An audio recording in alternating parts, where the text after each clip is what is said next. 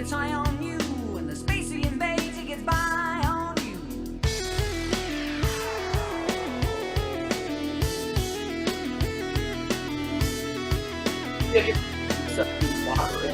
I'm good, yeah.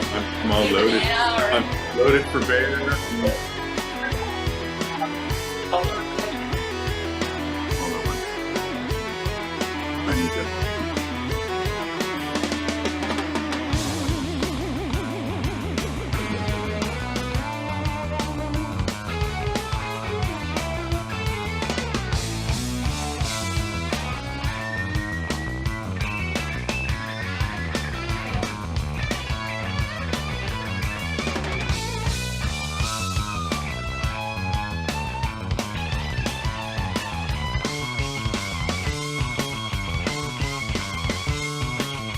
I'm feeling like we need a little warm.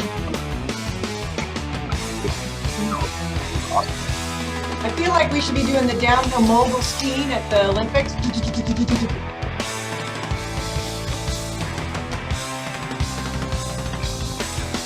No, his mind is not for rent. To any god. Yay!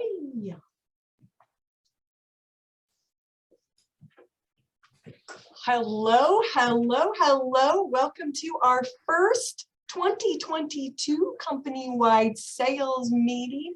Super excited to have you all here joining us today on this ski theme Winter Olympics President's Day themed meeting. We've got a jam-packed agenda here. We're going to do our company announcements, our upcoming events, market updates, and a great agent panel at the end of this for how to get listings.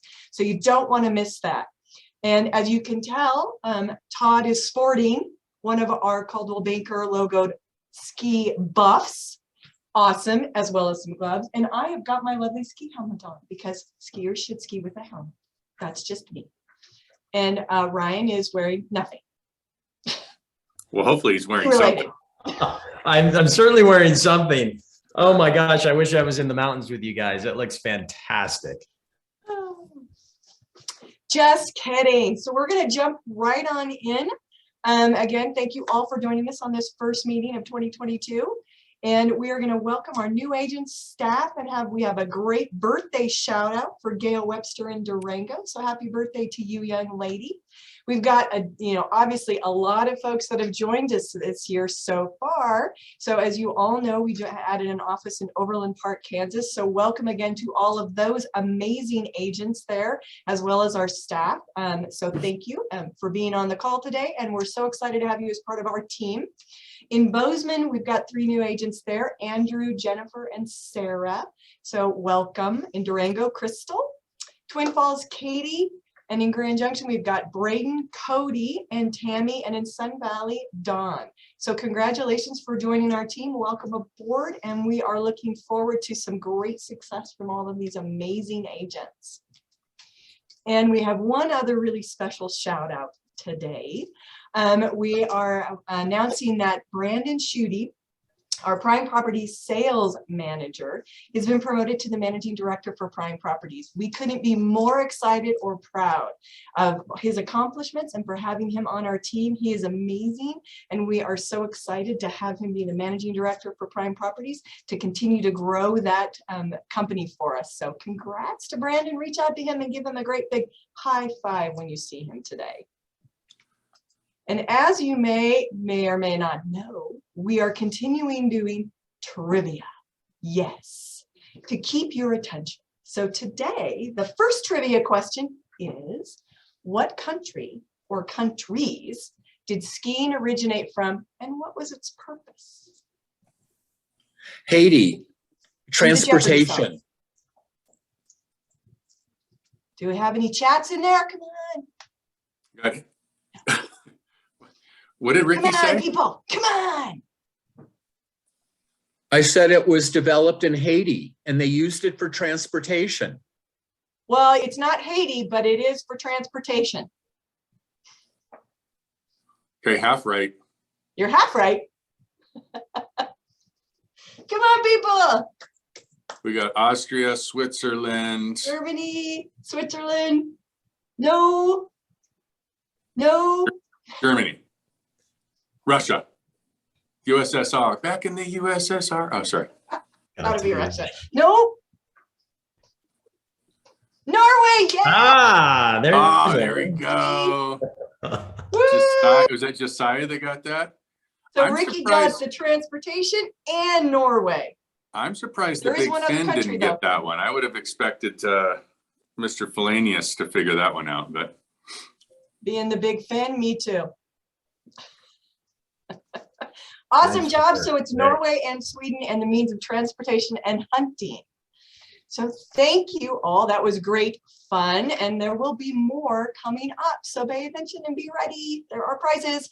And with that, I'm going to turn it over to Mr. Ryan. For All right, so before we jump into this next slide, first of all, I hope everybody up in Kansas City, Overland Park, is doing well. I saw some weather go through there last night and this morning. So hopefully everyone got to the office okay. If not, you're still plugged in remotely.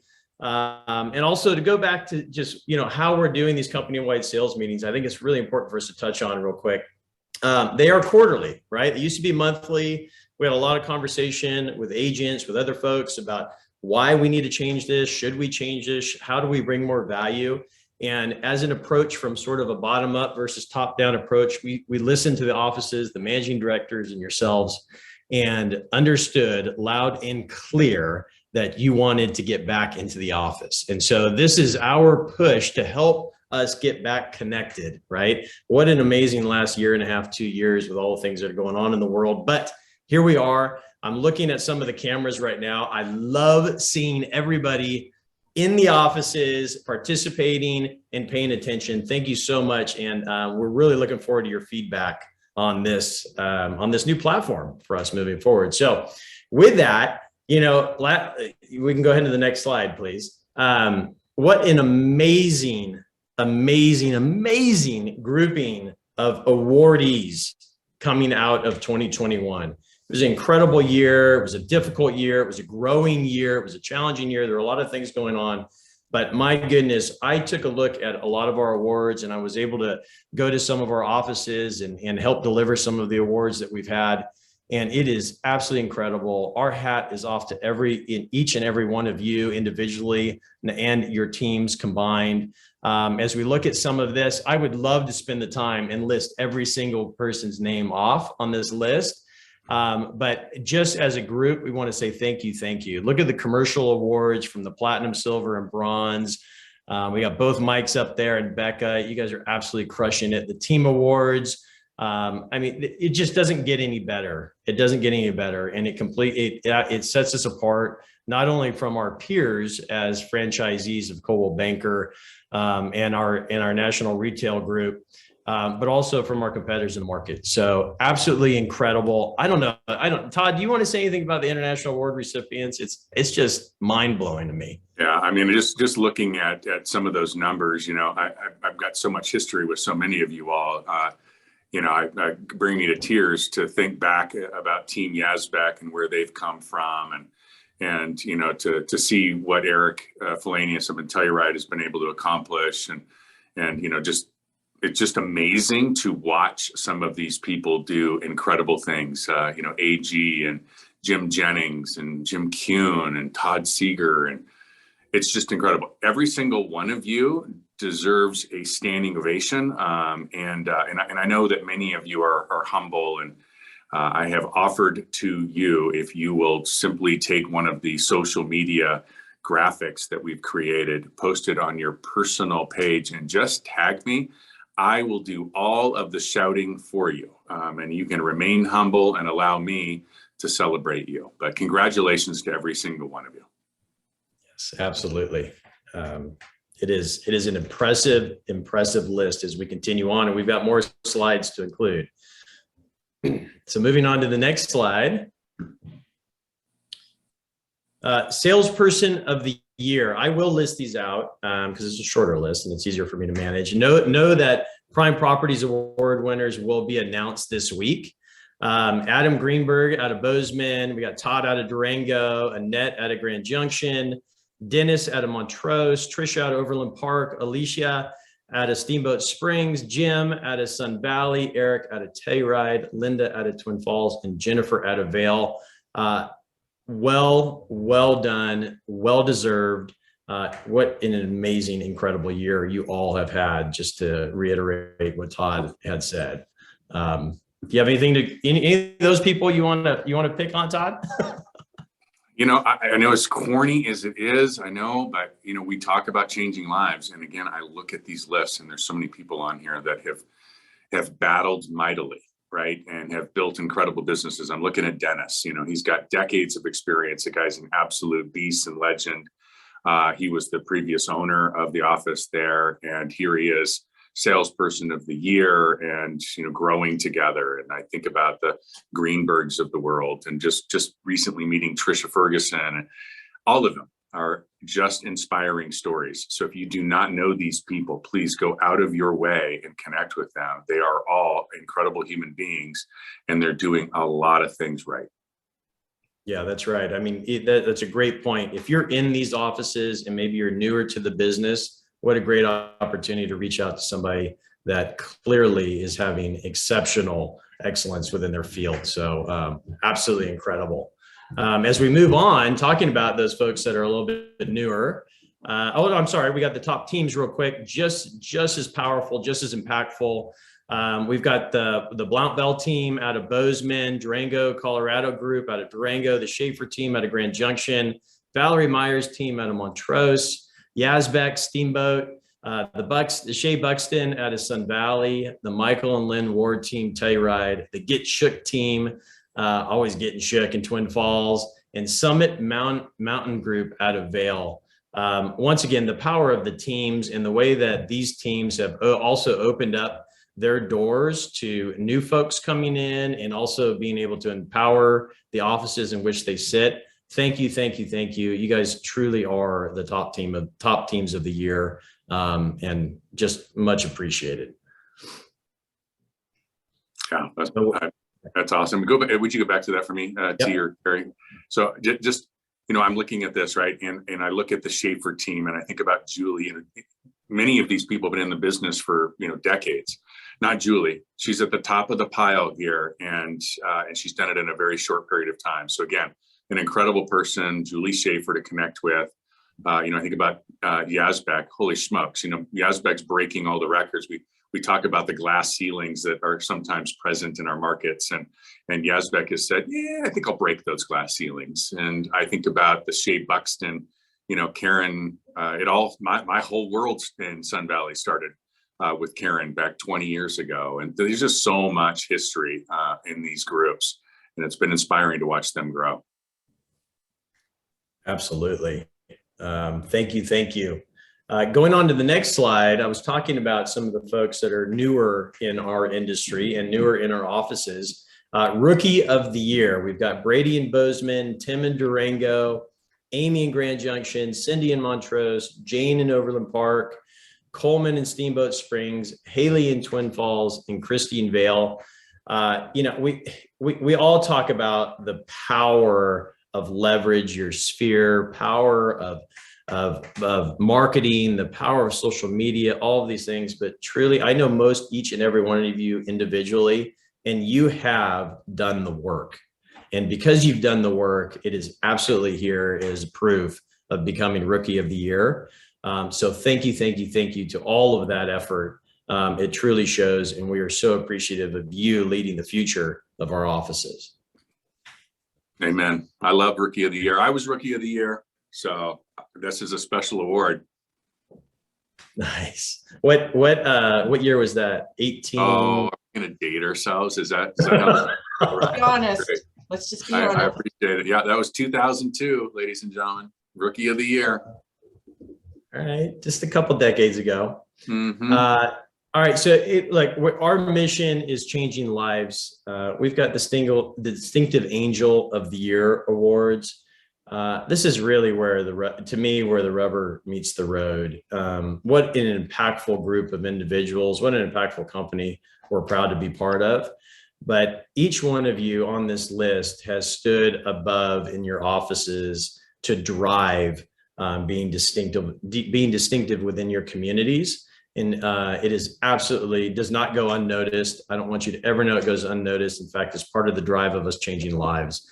So Cade and Bozeman, Ashley and Durango, Kinsey and Grand Junction, Christy and Montrose, Terry in Overland Park, Team Yazbek in Steamboat Springs, Ned in Sun Valley, Jim in Telluride, Kimberly in Twin Falls, and Jennifer in Vale. Thank you for making those big impacts. It's truly what we are all about. And with that, and a huge congratulations to all the folks that have been listed, we have our next trivia question. And so here it is. Where was the first Winter Olympics held and in what year? Stop Googling. Yeah. Yes, come on, stop months Googling. away. It's one of Christy Long, Greece. it's one of the places that I've wanted to visit many, many times, and I have found myself all around it, but never there. Come on, folks. Winter Olympics. Come on, guys. Come on. First Winter Olympics held. In what year? Come on. Ho, ho, ho. Norway again? No, that's not it, Matt. No. No, Jen. Oh, no. Oh, Oh, France. Yes. I saw one. Yeah, Michelle. Michelle. Yes. Chamonix, France. For all of you that have been there, I'm very, very jealous. I've talked about going there many, many times. 1924, Chamonix, France is when the first Winter Olympics was held. Great trivia question. Nicely Absolutely done, great. Michelle. Yes. And moving on to the next slide. And Teresa, this is for you, I believe. Well, I'm actually not going to talk about my award. You're not going to talk about your own award? No. So we have two awards that are within the office that have been derived from individuals that have made a huge imprint, have just put their fiber into the things that we are as a company. Teresa, who you see, and who we all know, has an integrity award. And I'd love for Todd to talk about the genesis of this and a little bit of why Teresa started this award, and maybe you can give me just a little history. So since Teresa doesn't want to talk about herself. I know, right? It's so weird. She's got the word. Like I'm pretty sure, Teresa, that it is your responsibility to provide the award and give the award out, and until you're no longer here. But anyway, listen. I'll speak 8 just real fast. At the end of the day, Teresa is my person. She is loyal. She is honest. She is driven. She is focused. And she is committed to delivering truly remarkable service, period, end of story. This organization just frankly just wouldn't be here if it wasn't for her. And when you have somebody in your organization that has that level of integrity and that level of commitment, it leaves a massive imprint on the organization. And, frankly, as you said, right, that's part of the fiber that makes our organization succeed and grow. And she deserves to have an award named after her. So Yes. I appreciate that. And see, now you're making me cry. That's why I don't want to talk. I don't do the talking about it. But actually, Todd and Shannon created this award, and Shannon had a lot to do with it. And I so appreciate all that this company has brought to me and allowed me to accomplish over the last 13 plus years. And it was very rewarding this year to nominate and select the recipient to be Lisa Stevenson, who is our lead AC in our Montrose office. And I couldn't be more proud to have her receive this award this year. She exemplifies everything that Todd and Ryan have said. I so enjoy working with her, as I know all of the agents in Montrose do, and all of the AECs. She is a fabulous human being and a fabulous person, and such a great addition and amazing person on our team. And we just couldn't succeed as we'd succeed without her. So thank you, Lisa, and congratulations for the award. Congratulations, Lisa. That's fantastic. You deserve it. Congratulations. I had the privilege of going up to Montrose and delivering the award just a week and a half ago. And the reception from the office for Lisa getting that award, even though we were supposed to keep it under wraps, was absolutely remarkable. The amount of pictures that were taken and the attention that was brought to Lisa. Thank you so much. We really appreciate you. And thank you, Teresa, for picking a fine individual to receive the award. That will be in her office for the next year, right? Yes, it Coming will. up for the next year. Excellent. All right, so moving on to the next award. This one, Todd. Yeah. Sorry, I got a frog in my throat. So I love this award. Anybody that knows Karen, you can just simply look at that photo and you know exactly what this award stands for. How do I say this? Karen is one of those people. She's a legend in Steamboat real estate. Frankly, she's a legend in Colorado real estate. She's a legend with Distinctive Properties. There just is nobody that has, she just makes every room that she walks into better. That smile right there will brighten up any room. And I don't care what's going on with her personally or professionally, she shows up for other people all the time. And that's the spirit of Karen Beauvais, and that's the spirit of this award, is somebody who absolutely lives out the culture of support, of passion, of empathy, of drive, of encouragement, and of love. And so I am very, very excited. It's going to be no surprise that Karen Beauvais has selected the one and only baby Rennie, Jeff Renevier, as the recipient of this year's Karen Beauvais Spirit Award. Congratulations, brother. Congratulations, Jeff. What an honor. Yeah, really awesome. Awesome stuff.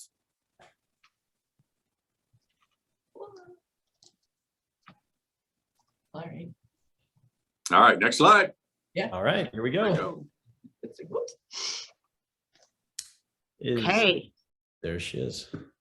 congratulations to everyone, especially Lisa and Jeff. That's great news. All of the 96 plus winners for the awards. It's really remarkable to work for a company like that. So congratulations for those huge accomplishments.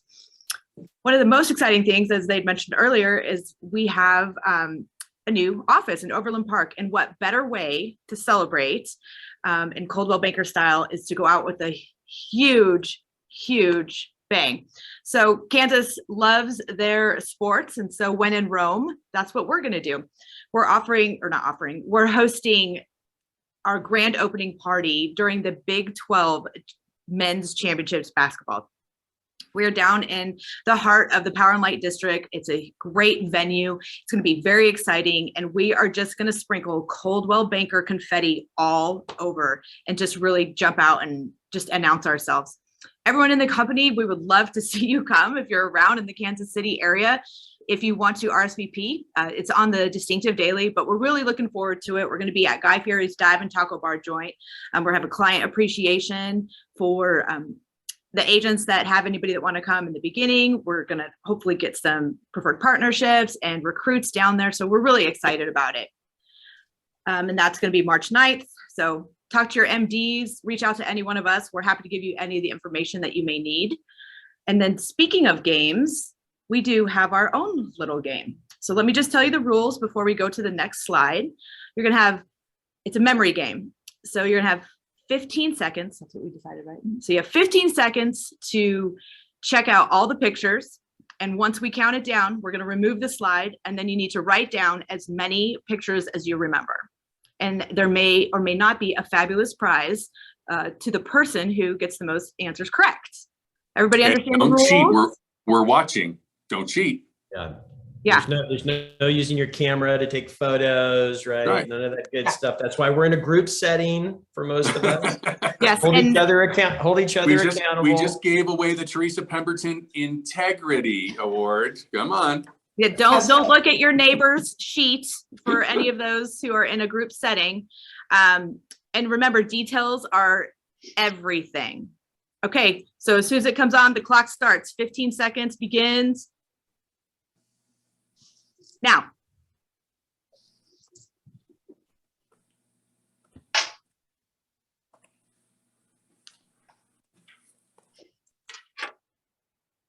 Four seconds. Time, pencils down. don't think I remembered one of them. What? Okay, so now you got 20 seconds to write them down. Karen Bergen, I don't see you writing.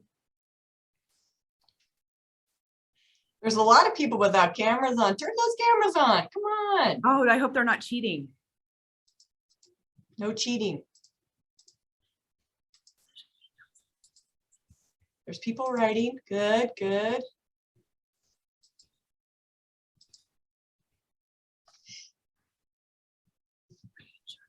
Yay. Okay, you have to give your answers to the MDs. They have the answer key, but we'll show it to you one more time.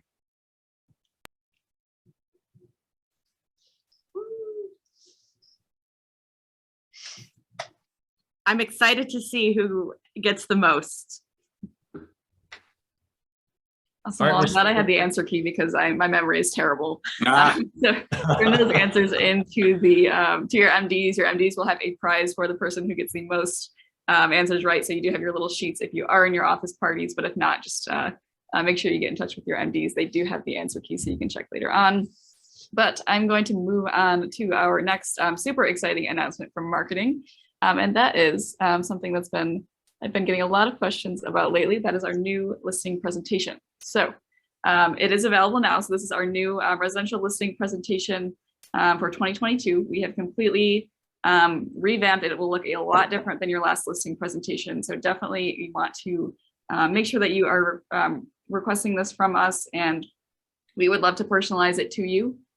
So what we've done is we have taken the listing presentation from last year, boiled it down to the most important information that you need to share with a potential seller, and just put it in a super nice and concise format, completely refreshed the design, and just made it a super nice and easy to use tool for you to win more listings, which I know is on a lot of people's minds right now. So it's available now. As of today, you can order it in your Linktree, and I will kind of flip through just to show you what it's going to look like, but I hope you're really excited about these new changes. And as always, you are welcome to request one free of charge with your contact information, your bio. Would love to pop your picture in there and add some of those awards and certifications. And I know about 96 of you have some new awards to show off in your listing presentation. And then we're just telling the story of Coldwell Banker Distinctive Properties, Coldwell Banker, and helping you to show that seller exactly how you will help them through the process, and in a super nice and professional format. So just gonna give you a quick teaser there, but we would love to create this for you with your branding. So please get into Linktree. Not going to spend too much time going through it, but do get into Linktree. Request your personalized version. There's no cost. And again, even if you have a 2021 version, you want to make sure that you get this new one, just so you have that new updated design. We're super proud of this and hope that you find it to be a super helpful tool that wins you lots and lots of listings. So that is my little update from marketing. Super excited for you to have that. And of course, we do have our third trivia question coming up. So get those pencils ready. That listing presentation looks fantastic, by the way. I see Jim chimed in there as well. I absolutely agree. That's incredible. Thank you. Yeah, we're and excited. listen, you guys, we've talked about this. We're always trying to find the better way of doing. And so Carrie spent a great deal of time putting something together, and you'll notice this is only 16 pages. And it is fully customizable. We will customize this for each and every single one of you. And it is awesome. All of our training when it comes to listing presentations is going to revolve around this product and helping you very quickly, very succinctly, and very effectively give a listing presentation and get the listing. So make sure you get at the front of the line, if you will, in getting these customized and ordered. Definitely. Yep. Links in Linktree, your CBIQ quick links. So make sure that you get in and order that. Oops.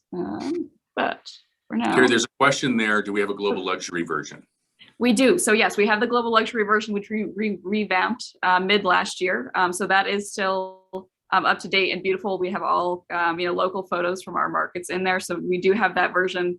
It's not in the super concise short version yet. That'll be coming later this year, since we did just revamp that one recently, but we do have that available to you. And there's an option if you go into that order form, it'll ask you if you want the standard or the global luxury. All right, so trivia question number 3. Why is President's Day on a Monday? Put those answers in the chat.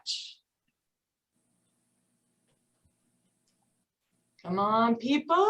Someone's got to know that answer. That was funny. Who was that? Christy Londa, 3-day weekends. Yeah. Yeah. Christy Long's got it. Yep, Christy Long. Perfect. Yes. So I actually have a little backstory here. So in 1968, Congress passed the Uniform Monday Holiday Bill, which moved a number of federal holidays to Mondays, including President's Day. So thank you, Congress, for the day off. That's funny. I love it. So with that, Todd, I'm going to pass it over to you for our market update. Awesome. Why don't you, and so before you start clicking buttons, why don't you, there we go. I want to see everybody's face. And of course, last night, just because I'm mean, I changed all of my transitions in the presentation. So I'm sure it's going to drive Carrie absolutely crazy, but she's young and tough and she can handle it. So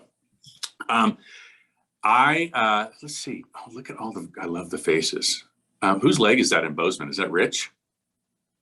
We just got his left side. Here, I tell you what, let's unmute. I want to hear who's the loudest. Bozeman, let's start with you. Oh, you're on mute. We can't hear you. Let's start with Bozeman. No, you guys are too late. Hold on, we're unmuting. All right. Okay. I want to know who's, all right, there, you're unmuted. Let's hear you. All right, well, there we go. That's an Olympic yell. How about Sun Valley? Let's get you unmuted. I love it. How about Montrose? Lisa, you have a reason to yell. Hold on, let's get you unmuted. Hey, whoever's running your offices, make sure you get unmuted. There we go. All right. I think you're Corey Anderson. I think that must be the Twin Falls. Michaela will have to unmute herself and just scream solo, I think. How about Overland Park? How about a little KC? Oh wow. Okay. Yeah, they've had something to scream about this year with the Chiefs. So that's fantastic. How about how about Grand Junction? Looks like we've got some people on the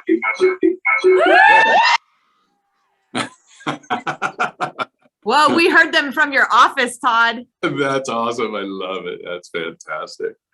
Well, hey, listen, it's always great to see all of you. And those of you that don't have your cameras on, shame on you, JC. Come on. Love. We do Durango? Huh? Oh, I haven't seen Durango. I've come across Durango. Where am I?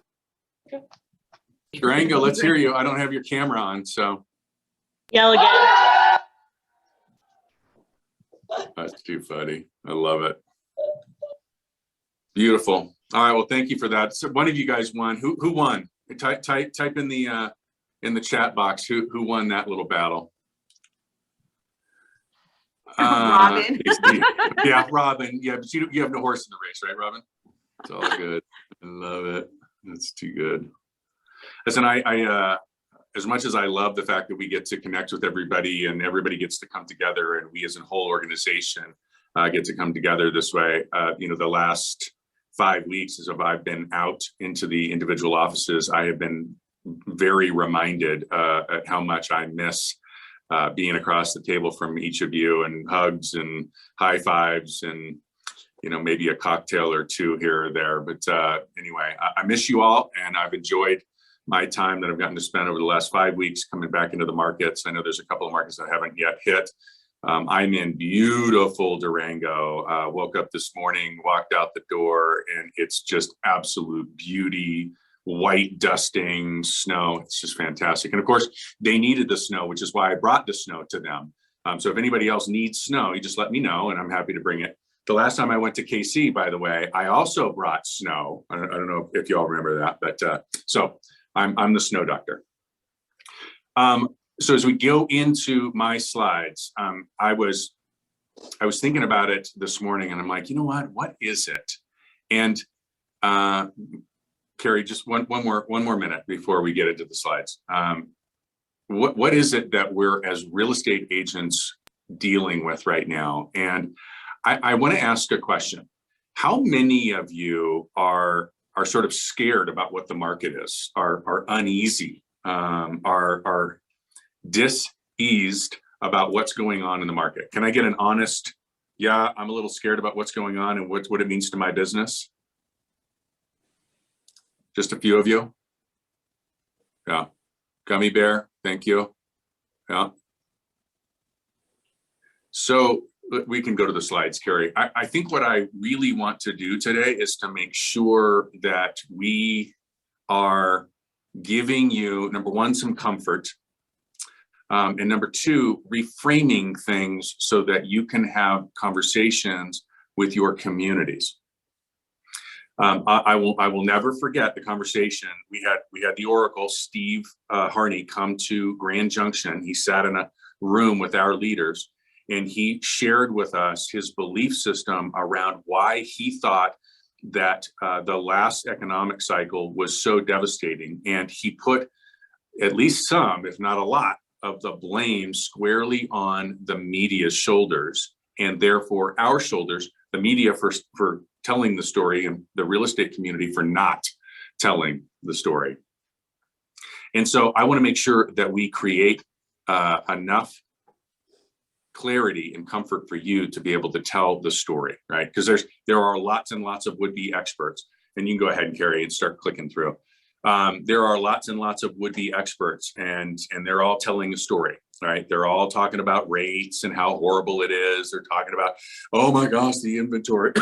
They're talking about inflation. You can just keep going, Carrie. Talking about how horrible the inflation is and depreciation. Hey, if I don't know if you heard this, we're actually going to lose value. And then of course, I've been talking about forbearance, but now we're hearing all of this talk about foreclosures.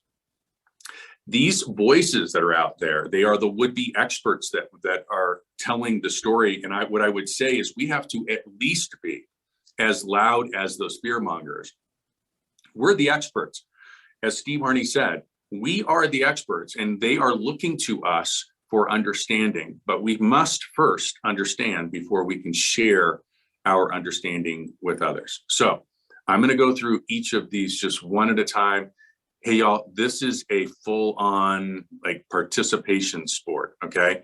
As I get into each of these slides and I start sharing with you what my opinion is and what I think they're saying to help craft your dialogue so that you can go out into the community, please, if you have any questions, this is the time to stop us and let's have the dialogue, okay?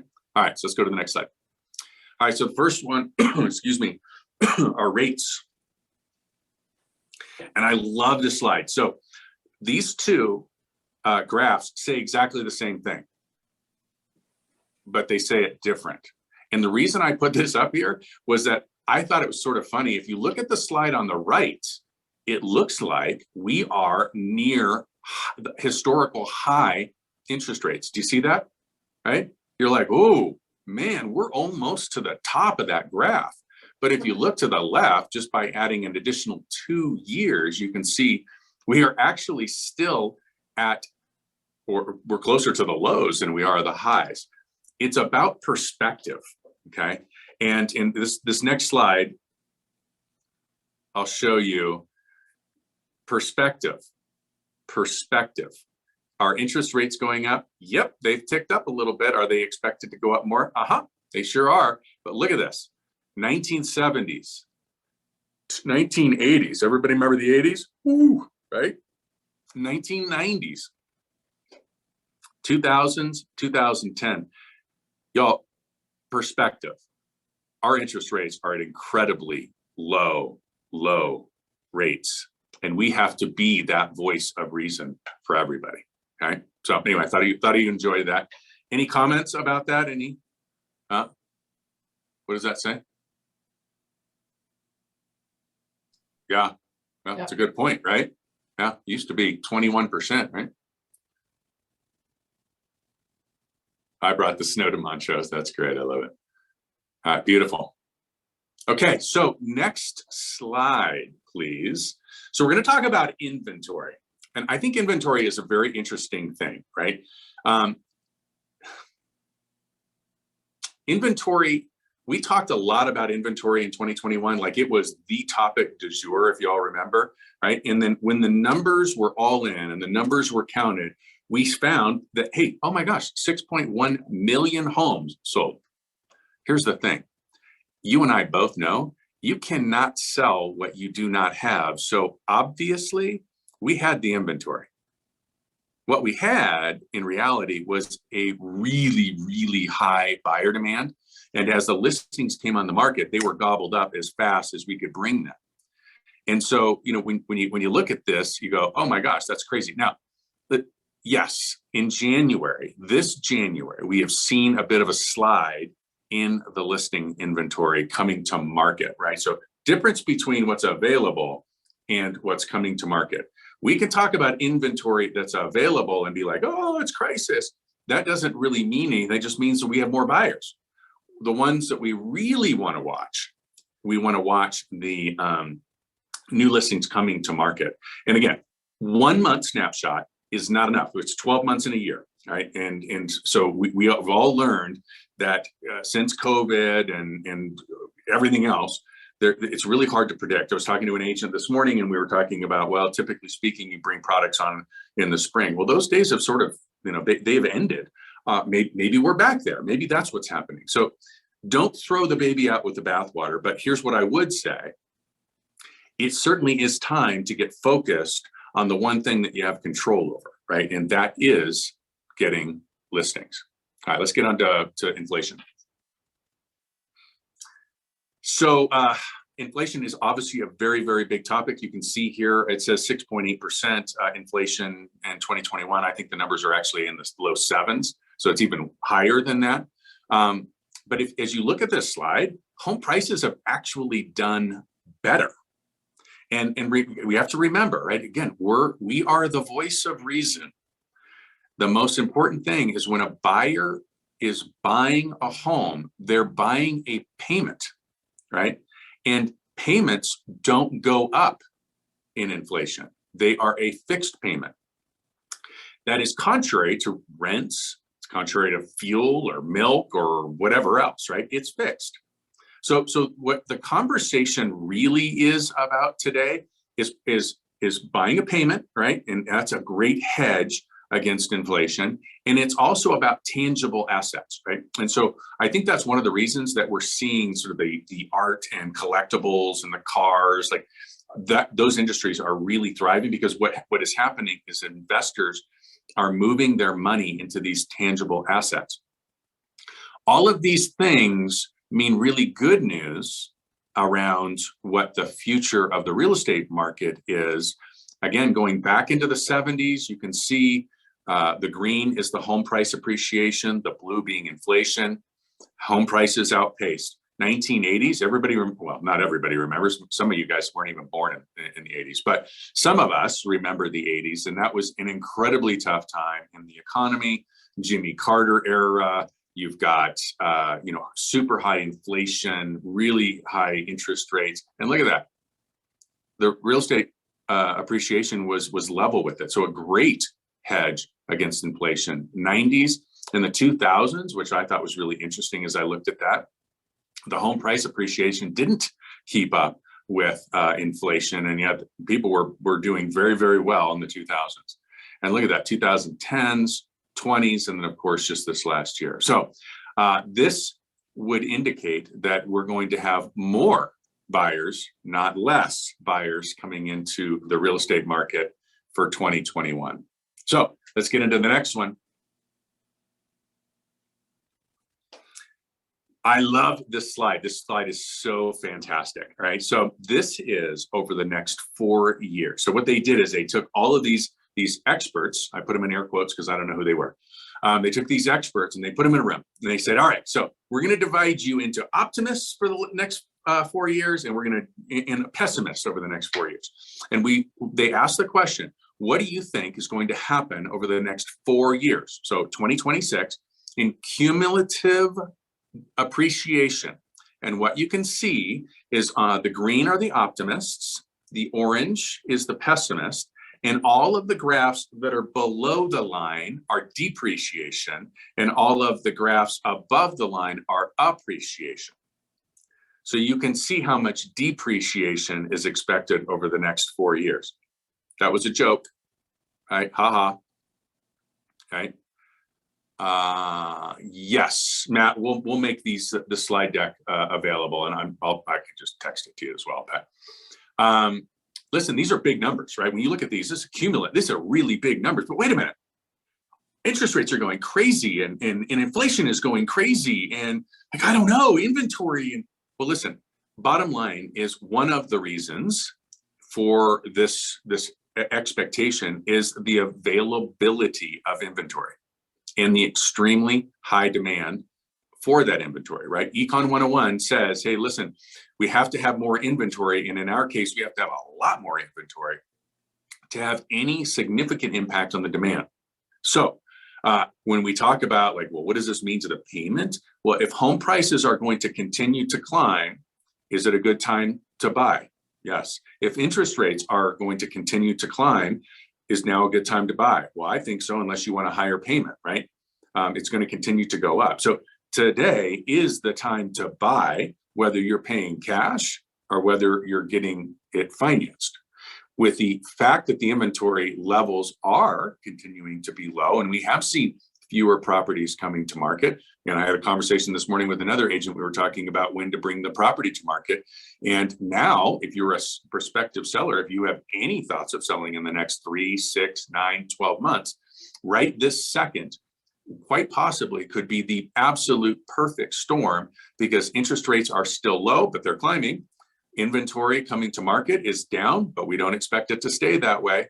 And there's still continued high buyer demand. So again, no depreciation, all appreciation. On the low side, 23.7%, high side, 62.5%. That's big stuff. All right, next slide. Market down, market down. The time is 9:45 a.m. It is it the 17th of February? I think I got that date right. Right here on the company-wide sales meeting, I'm going to admit that my predictions were wrong. And then I want to talk a little bit about it, okay?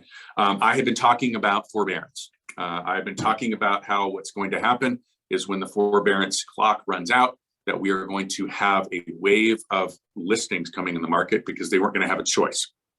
Well, that did not happen. That did not happen. And when you look back at what happened to prevent it, it starts to make sense. And so I want to give you a reasonable explanation here as to why we do not expect a wave of listings coming in the market. And without question, we don't expect foreclosures, right? So I don't know who's talking about foreclosures, but it's not happening, right? But anyway, so we'll go through it. And I think we need to go back to 2008 to 2012. And remember what happened when people, homeowners, were underwater in their properties, and the banks were unwilling to do modifications, were unwilling to do loan deferrals. And the only option that a homeowner had was to foreclose or short sell, right? And out of that unwillingness to do those workouts, as we call them, it was bad, right? I mean, we all saw what happened. What I would say is that I think that the banks learned their lesson, and this graph indicates that they have from those experiences. And what they did is they created a willingness and a program or programs to defer and modify loans. And what that did is it gave homeowners a way to stay in their homes. And I'm just going to quickly look at this. Great. Okay. 18.2% of all of the forbearance homes are still in trouble. That's fine. 38% have either never went behind in their payments, or they've cured the default. But look at this. 43.7% of all of the homes that went into forbearance are in some type of modification program or loan deferral. Folks, that is a massive, massive number that we did not see 10 years ago or 14 years ago or whatever it was. I blocked it all out. So that is a big, big change in the behavior of the banks. And it's awesome. Okay. It's really, really good. How many homes? I'd have to go back, Jim, but I want to say it was 4 million or 4.3 million. So it was a significant number. How's that? Right. But, you know, I think we knew that a lot of those people that said, oh, gosh, I'm going to go into forbearance because I don't know what's going to happen with COVID and lockdowns and that kind of stuff, really didn't need to be in forbearance. And as soon as they realized that they could continue to work and make a living, et cetera, they just simply cured it and got out. The 43.7% is the number, and you want to be talking to people about that. That is big. And that is also contributing. So whether you think that, oh, that's wonderful that the banks did that, it's really great and it's heartwarming, and it is. Or if you're on the other side going, gosh, you know what? That inventory that is now not coming to the market might be part of the reason that we continue to struggle with our inventory levels. Just saying. Opinion piece. But anyway, I was wrong. And here we are. All right, so let's move on. So you can stop sharing here just for 1 second. I think what I'd love to make sure of is that you guys are clear. You got to really be careful about who you're listening to in the market and how you're looking at the market. And I want to give you an example. If you're one of your sources of information is the Mortgage Bankers Association or whatever it is, or a loan officer or somebody in the mortgage industry, you are likely scared to death. And do you know why you're likely scared to death? Because they're likely scared to death. I want to frame this, right? You think about this, the mortgage business is going to be down more than 50% in 2022. Okay, more than 50% of the business that they did last year was refis. Folks, we all know refi is gone. Bye-bye. They're no longer here. They're gone, right? So their business is going to be off more than 50%. And by the way, they are expecting on the resale front, like the place where you and I work, they're expecting an increase by about 10%.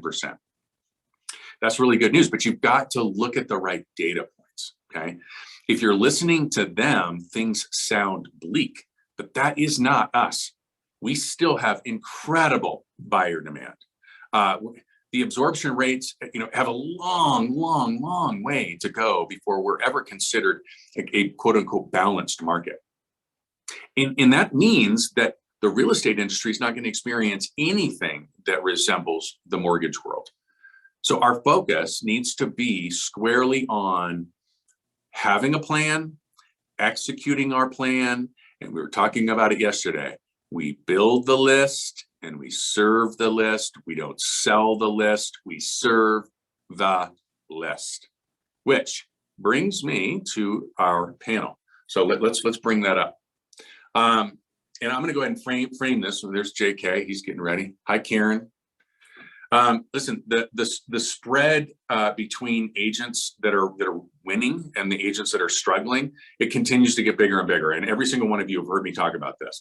It is one of the things that keeps me up at night.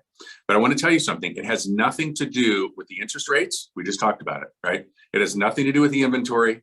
It has nothing to do with the inflation. Just like any other market that we've ever seen, the agents that are executing on their plan, and it's typically a proven one, right? It's no new magic secret sauce, any of those things, are continuing to grow. It's hard to talk with braces, but they're continuing to grow and they're continuing to thrive. And so the agents that are waiting and hoping as a strategy for the market to give them what they're going to get, they're continuing to struggle. They're losing market share. They're not getting what they want, but in both cases, they're getting what they, wait for it, deserve. In both cases, whether you're thriving or surviving, you are likely getting what you deserve.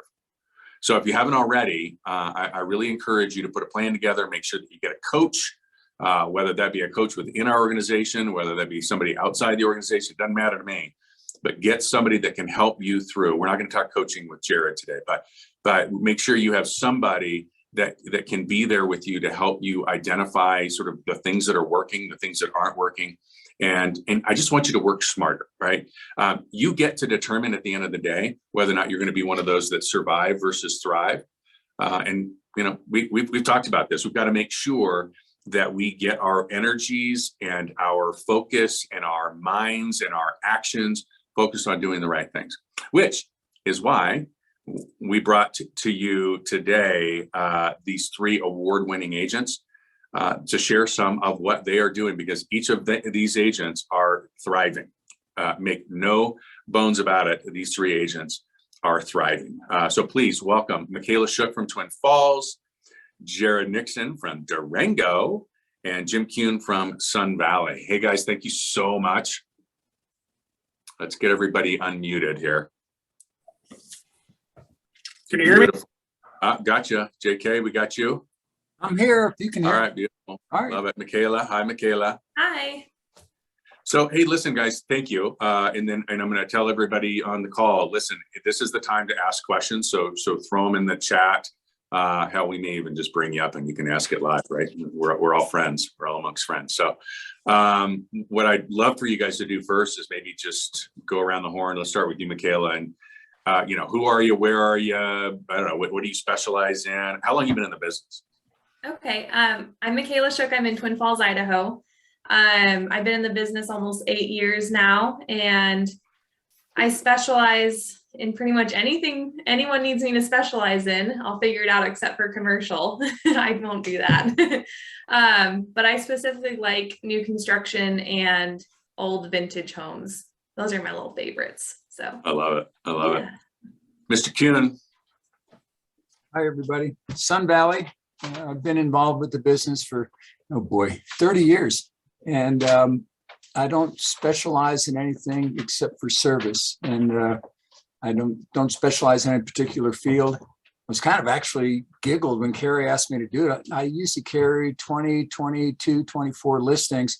I'm down to 1. And that particular listing, I've given 3 birthdays to. So I don't know if I have any answers for anybody, but I'm honored that you asked me. Yeah, absolutely. That's wonderful. All right, Jared, how about you, buddy? Jared Nixon. I'm in the Durango office, and I guess this is starting my 18th year with Coldwell here. And I'm with Jim. I'm not certain why I'm part of this panel unless I'm the what not to do, maybe. Oh, I love it. Given, but Yeah, that's definitely it, Jared. That was what it was. We said, oh, God, we got to have one guy that we can pick on. So, yeah. Well, listen, group discussion. One of the things that I know is that each and every one of you have been very successful getting listings. And what's crazy, and we just talked about it, right, is the inventory crisis, as they say, is really a buyer crisis. And so many of the listings that you all have brought to market have been consumed. I also know that each of you is either actively working or have just recently brought on some additional listings. So I'd love to dig in here and just chat a little bit about, hey, listen, and the question was asked before, if your life depended on it, if your absolute life depended on it, what's your go-to play to go get a listing today? And maybe I'll change it. What's your go-to play to get a listing appointment today? And why don't we start with you, Jared? What's been really successful for me is I do real estate reviews for my top 100 in my database. And I try to do that every quarter if possible, absolutely every year, and kind of focusing on my past clients. And one of the things that I did this year that has been successful, that has gotten a couple of listings, is I'm targeting those clients that I know that have an investment property or second home. And going out and talking to them and just saying, there's really, in my opinion, there's 3 factors right now in my presentation to them when I'm doing the review that would be a reason to sell. And one of them is they've got a property maybe that is getting older, that is going to require some, capital improvements that, whether if it's like a condo, are they going to have special assessments? It's going to be something that you're going to have to continue to pour some money into. The second would be, is there a reason or something that you could, if you did cash out right now, that you could use that money for something else? And then kind of a third one, which is, kind of an unknown, but I kind of throw out there anyway, is the fact that, capital gains taxes right now are as low as they've ever, been. And if, you wait on that, there's a good chance that that's something is on the chopping block. It's always on the chopping block with, the administration, and it would potentially be a good time right now to roll out of that. And a lot of them, they're retiring, and maybe it's just a good time for them to be able to do something else with that, A little choppy there. And is that, I picked up a couple listings this year. Can you hear me? yeah, it's a little choppy, but yeah. So when you talk about reviews, what you're talking about are like CMAs, but it's more, right? You're saying, hey, listen, I'm not just going to do a CMA. I'm going to really dig in and ask some higher level questions. Yeah, I take our market report that Distinctive puts together, and I go out with it, and then take, just a very quick one-page CMA neighborhood or their complex, and say, this is what's on the market, this is what sold last year, and this is kind of how your property is valued at this point, and performing against the market. I love it. I love it. I love it. I love it. That's right in line with that unsolicited CMA conversation that we all had. I've forgotten where I was, but I had it with some of you. And we can talk a little bit about more. Michaela, what about you? Like, if you absolutely had to get a listing appointment today, right now, what would you do? Well, what I do all the time is I have lists of clients and my past clients or people that I've been talking to recently about real estate, and I do what's called pop buys. They're kind of old fashioned, I guess, in a lot of people's opinions, but I'll just do little gifts that I'll put together with information on it on the current market, or just like a, hey, I hope you're doing well, little gimmick on it. And I will either hire someone, or sometimes I feel way too advantageous and I go do it myself, which I regret every time. But I go put them and knock on people's doors and put them on their front door if they're not around. And it's just a good way to not abandon a buyer. And even if they just bought a house, I'll still pop them by, because it keeps me top of mind with them. And then also, like with my out-of-state buyers that just moved here, I feel like a lot of realtors will, like when someone first buys a home, they're like, okay, perfect. I don't have to think about them for like at least a year or two. Well, I continue targeting them, going after them, because they're never a one and done. They have friends that are coming in from out of state as well, family, their neighbors could be thinking about selling. And if I'm constantly popping stuff by, sending them messages, sending them the newsletters or whatever, then I'm the first one they think about when they think of anything real estate related. So I guess with those folks, you've got a great connection strategy. You're developing these relationships. So when you are talking to them, how are you getting them to sit down with you and have an appointment? Well, every time I see one of them at their front door, they always ask me how the market is. And I always, in the back of my head, because I'm always showing property or doing CMAs or whatnot, I have like a little idea of a range of what their house is worth. Now I'm like, the market's great. You bought it for this like 4 years ago. It's worth around this. Isn't that crazy? And a lot of times they'll be like, yeah, we've been thinking about selling. And then I set up an appointment with them if that works. So Right. yeah, or they'll call me later or text me when they get home from work and see my gift. And I'd say the last time I did pop buys was last week, and I've already gotten 3 listing appointments off of it. So. Oh, well, there you go. There's some data for y'all, for you data nerds. Jim, I'm going to switch gears with you. When you are talking to somebody about listing their property, what is it that you are saying to them? What is it that you are offering to them that is a compelling reason to list with you? That's interesting. One of the first things that I'm talking about with anybody who's talked about listing with me in the last 6 months, 8 months, is not about me taking the listing. It's more about what are we going to do with them, and where's their family? Where are you going to put a roof over your family's head? And I try to redirect any of those questions to not what to me, but to them, and make them number one. My concern for them is number one, and it's still true, right? I have got 2 people I've sold their houses for, and they're lamenting it because now, they've got no place to go, nothing that's satisfactory. That doesn't do me any good. So rather than saying rah rah list with Jim or Coldwell Banker or list now as opposed to later, it's stop the conversation. What are you going to do? What's your plan? Let me help you with that. And we'll get back to the rest, because, whenever you decide you want to sell, I'll get it done. The job is done. So just keep in the back of your mind that this job is done. You hired me, don't even think about selling it. What we need to work on is your next move. And that's generated. That's so interesting, right? The way you just did that, right? We talk about don't sell the list, serve the list, right? I just said it, right? And here he is. His pitch to convince somebody to list with him isn't a pitch at all. It's just simply oh, no, that's the easy part. Like, we don't even need to talk about that one. I've got that one handled. Let's talk about what really service looks like to you. I love that, Jim. That's awesome. No wonder you broke all the records last year. Jared, what about you? Like, okay. You got me in an appointment. I've gotten a review of the property and its valuation. Now what? How are you going to get me to list my home with you?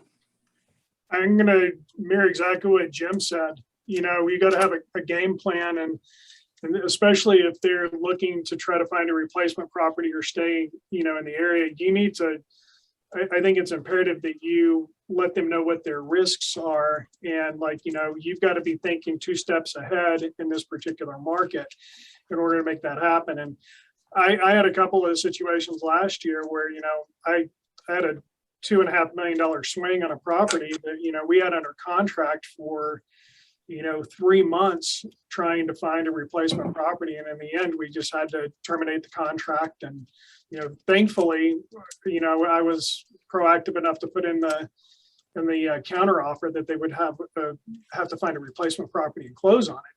But that property, of course, you know, it could have sold 5 times over, but we never could find a replacement property for them. So I think, you know, we're really serving our client. You've got to look at the potential pitfalls 2 and 3 steps down the road. That's great. I'm not having any issues with somebody. It's like Jim said, you know, we'll get it done. I mean, you know, we've got a line of buyers out there, you know, on any new listing that comes to market. That's not the challenge. The challenge is on the other side. Yeah. I think that's sector dependent. We're up here in Sun Valley, and we're intergalactic. You know, the rates don't make any difference because that group of people where rates make a difference are insignificant portion of our market anymore. Unfortunately, that's another problem. That's another discussion for another day. But I'm not sure. And actually, that's interesting. Hey, Carrie, can you do me a favor? Can you look through, see if you can find Carrie Embry in there and bring her up, because that's an interesting, because you're right, it's market specific. It varies as to what's going on. Some of these people really don't care what plan B is. They just want their property sold. Michaela, what's going on with you, and what's your messaging to convince somebody to list their property with you? Oh, it's funny. Jim and Jared, I mean, that was exactly what I was going to say, is you can't convince someone to list their home. Well, I feel like you shouldn't convince someone to list their home if they're not ready or there's not a game plan. So whenever we go into a listing appointment, we always start by asking questions as to what they need and what their goal is and what their end game is, because then we can take those answers from them, from our questions, and tailor a listing plan and buying plan or whatever they're doing to fit them to where they don't feel like we're just trying to get them to let us put a sign in the yard and sell it, to where they're stressed out and they don't know what they're doing. So we never assume, because then we make an ass out of ourselves every time. And I just always want to make sure they understand what's going on and that it's okay that they don't list if they're not ready. So, and I love that you corrected yourself on that. You know, we can't convince them. We actually can convince them, but we shouldn't convince them. We are in this business and this industry for a long time, not just this time. And we all know, those of us that have made it for the long haul have made it with integrity, with doing the right thing, being consistent with that. And I know that about the Shook family as a whole. So well done. I love that. Hey, so I brought Carrie up here. So Carrie, for those of you that don't know Carrie, Carrie's an agent in Dallas. She's also an agent in Colorado, primarily the Summit County, which is Breckenridge and Frisco, Dillon, and that whole area. And she's a very, very accomplished agent. She's moved up into this segment of the market that frankly she doesn't have the experience necessarily in. Right? She's experienced in high end for Dallas. High end in Breckenridge, as an example, is a different number. Okay, and so to Jim's point, there's a little bit different, and I thought maybe she could share just a little bit, because by the way, she's having some success in a very, very rare air market. Maybe share some of the things that she's doing to convince agents to list, or sellers to list with her, especially she's brand new to the market, right? Like she has all these things that are quote unquote stacked against her, and yet she's having some success. So thanks for jumping on, Carrie. Hey, thanks for having me, Todd. So being in a brand new market and just having to learn, I think the biggest misconception I had when I moved here is that everyone does real estate the same way. And it's not true at all. I'm actually in, for the most part, a seasonal market. Never been in one of those before. So I'm learning a whole lot of different ways to do business, which is weird for me, because I'm 25 years in the business. So what I've recently done is I started pulling expireds from the last 3 years. And out of 97 expireds, there were 27 of them that had not been relisted. So I've been frantically chasing down and tracking down these sellers, almost to the point of feeling a little like I'm a stalker. But I've ended up getting two appointments for super high end in my market. And I've got a strong verbal commitment on a $5 million deal in Breck, and working really hard on a 6.4 in Breck. And my approach has been a little different. I was actually in Denver the last couple of days with a good friend of mine, and met a lot of people with Coldwell Banker in the Denver area and the president of the Denver board, and confirmed that the way our board is here in Summit is really restrictive. So I'm having to overcome what my board is not letting me do to get the listings. And the key thing, a couple of things, if you guys aren't using the tools that DP has for you, I really encourage you to dive into those tools. So the biggest thing that wowed the sellers on the $5 million deal is the wealth report. And I've reached out to marketing. I'm like, I'd like this in FlipSnack. I want to order printed copies of it.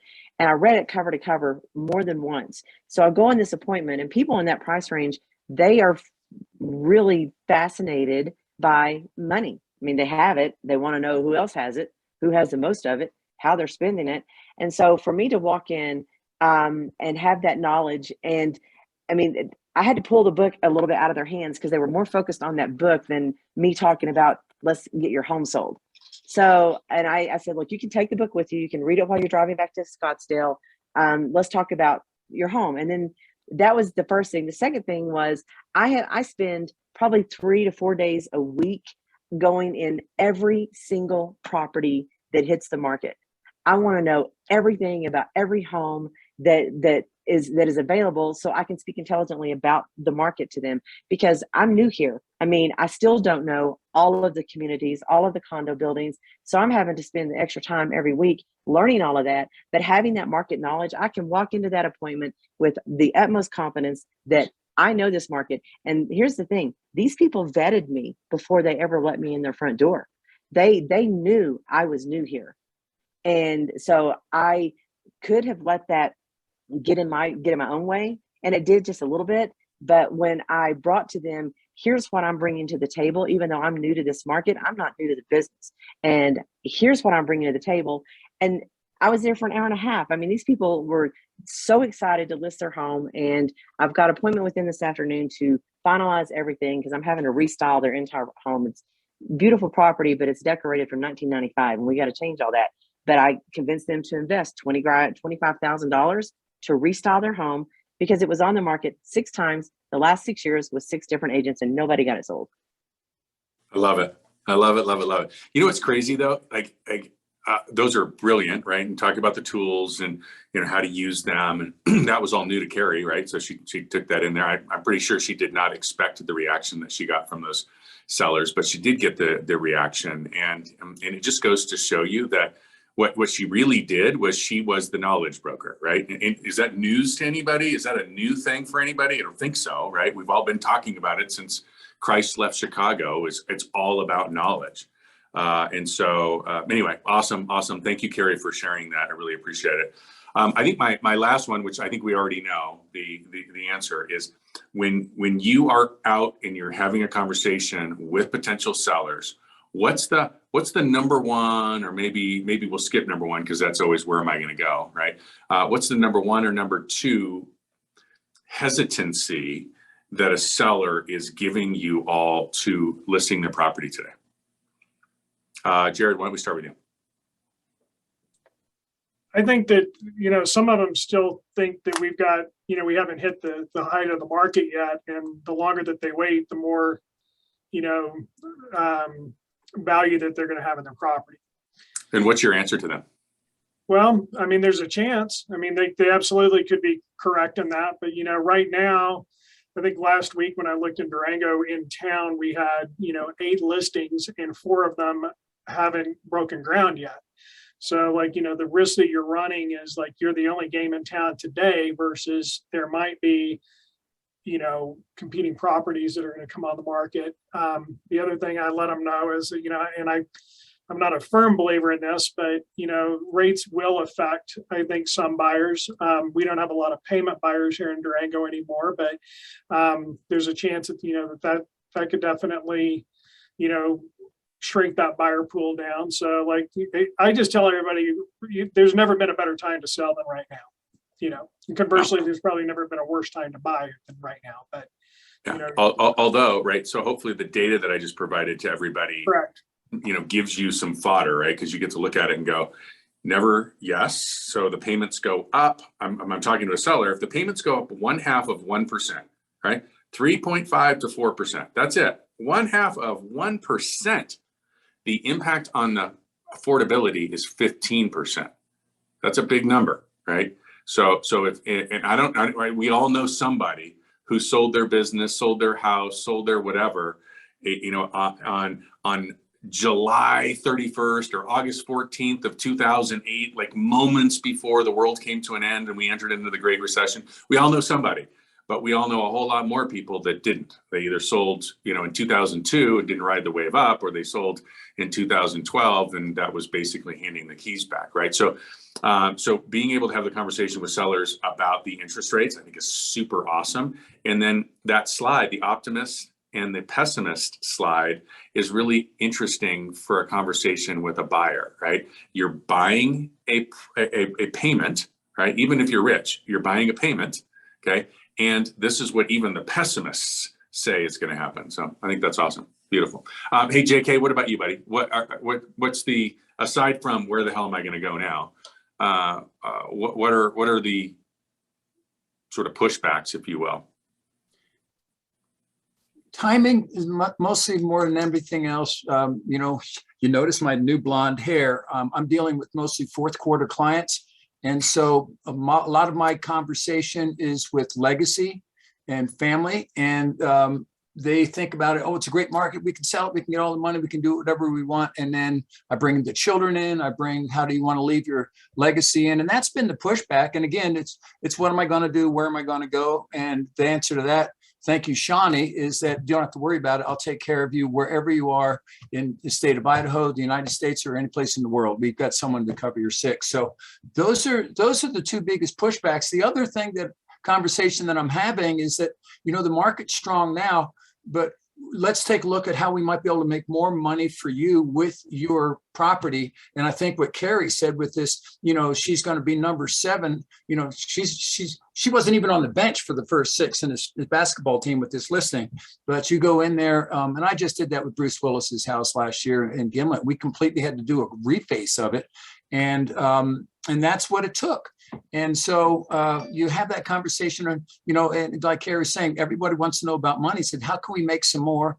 And yes, we're in a very strong market, but you're going to leave something on the table if we don't go in and treat your property like it's a difficult problem in a difficult time. Let's bring it to its highest. Or you can just be lazy, and I can be like a 3rd week agent, put it on the market for a low price, and we'll get it sold and don't care about it. But let's try to take every penny we can get out of it. And that's goes along with Carrie is saying with the wealth report. How can we optimize the return of investment to our clients? And what are you going to do? Whether it's, from the curb appeal, from time you get out of your car, inside of the house, the deck, we all do the same thing, you know, Z it out of the personalization, but with the critical knowledge of this is the product that we're competing with and how can we bring ours up and make it shine better? Not so much we get it sold, we're going to get it sold, but to make more money. And that's a pretty compelling conversation for any of the sellers I'm dealing with.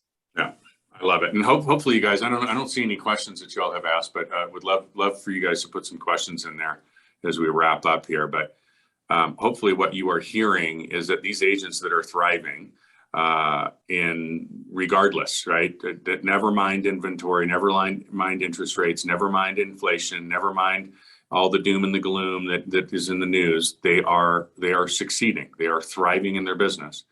And it's from building their list, and it's from serving their list, and not selling their list, but providing a level of service and caring and heart that is in alignment with what we talk about, right? We're here to have an impact on the lives of the people in our community. And I can't think of any better way than helping somebody buy or sell a property that's the right move for them, right? And so really, really well done. Is there anything, and I'll open this up to all of you, is there anything, like one thing that you want to make sure that every agent, regardless of their experience level that's on this call, takes away? What's the one thing you want to make sure that you deliver? Well, I'll start with that. It's something that I've kind of lived by, and I try to live by every single day is what you get is how you make a living, and what you give is how you make a life. And if you use that as your foundation, I think that you're going to help. Todd, you've done it, you know, with 350 of us, you know, and it's all about you know, improving other people's lives. And if you keep that first and foremost, again, with anybody, buyer, seller, anybody, I think that you'll find that your business goes up. And I just typed in a goldminepipeline.com. It came up on RIS this morning, put my name in, and that you're talking about a list, put it down in writing. I'm not a goal writer. I don't do that very well. Suzanne kicks my butt because I don't. But other than that, there's an organized system of these people that create your list, how you know what they've done, where they've done it, and you've got that inventory. Keep it on your, you know, like we used to pass out business cards. Keep it on you so you know what it is, and it's a kinetic list. So, Love it. So that's that goldminepipeline.com. Thank you very much for that, Jim. Jared, what about you, bud? What's your one thing? I would, you know, kind of in the same vein, I think that, you know, service is the bottom line, and in creating a value for your clients and staying in touch with them. And just, you know, if you can always keep in mind to keep their interest above your own, you're going to do fine in this business, and they will continue to come back to you. You know, it's so much easier to work with people that know you and trust you than, you know, going out and spending money on a bunch of lead gen and stuff. So that's always been my I guess foundation is just, you know, really service your customer, put their needs first, and it will pay dividends. I love it. I love it. Michaela, how about you? Well, I agree with what Jared says. If you take care of the client, my dad always told me from the very beginning is that if you take care of the people, the rest will take care of itself. So as long as you are doing your best job for them, keeping their interests in mind, they will think of you every time they're selling, and they will tell all of their friends and family about you too. So I'd say just don't abandon your clients. I love that. I love how that's the second time you use the abandon word. I love that. It's a powerful word. But you know, if you think about it, how many agents that see these peaks and valleys in their business instead of this, right? Mm-hmm. What they're doing is they literally are abandoning their sphere of influence, abandoning their database, abandoning their past clients. It's a powerful word, right? They get busy. Yeah. Doing some other things. Mean, they can all abandon their clients so we can take them in. That's right. There you go. Yeah. Hey, Carrie, thank you again for being on here. This is awesome. Do you have anything? I just think that it's so important because the market, it is constantly changing, and you got to be informed, and you got to be able to speak intelligently and confidently about everything that's changing, and for bringing that knowledge to the table, to the kitchen table, which is what I consider my second office, everybody's kitchen table. And knowing what's happening. I mean, because everyone is concerned about, is this a bubble? How long is it going to last? What's going on? And to have the stats and the knowledge. So I just think it's important to stay informed, because that's the service that you're providing that a lot of people aren't. A lot of people are running around literally, especially in Dallas. They don't even know what the hell's going on because the market is just so out of control. And if you've got knowledge, you've got power. And that's what I focus on every day, is reading something, reading some stats, something changes. KCM, I subscribe to them. That's the best thing I think you can provide for your clients, is knowing what's going on, because it's changing on the daily. I love that. I love that. And you know, y'all, you are surrounded by a bunch of people who are knowing the market, right? They know what's going on. I got interrogated by Mark last night from Durango, and I say that lovingly. It was an awesome conversation. And I was super impressed that he was asking the right questions, that he cared about the answers. You could see him sort of figuring out how he was going to use that information to better the conversations. So really great stuff. Again, each and every one of you, I so appreciate you. I'm so proud of what you all are accomplishing. It's no surprise that you all are accomplishing the things that you're accomplishing. I heard loud and clear. Number one, you all have a go-to play when it comes to connecting with your clients. I heard loud and clear that it's not about selling, it's about serving. I really, really appreciated that. That is awesome. And I heard loud and clear that each and every one of you is the pro, is like sort of the expert on what it is that you do. And those are three really, really powerful pieces. So again, I'll look real fast to see if there's any other questions before we wrap it up. And then Ryan, I'm going to pass it over to you. Yeah. Wow, what an amazing panel. I didn't see any other questions that were up there, but there was a lot of good sentiment and things like that coming from the panel. I hope everybody enjoys this new format as far as the time that's been allowed and the content that we've covered. Also that it's coming quarterly. So really appreciate everybody that has chimed in, and be very safe for the folks that are out there that are traveling through weather, especially in the Midwest. Really appreciate all your efforts and time getting to the office if you were able to. And with that, as we always say, and we always end, make sure you be distinctive, and we can't wait to see you at the next company-wide sales meeting. And for those in Bozeman, I'll be there next week. Bye, everybody.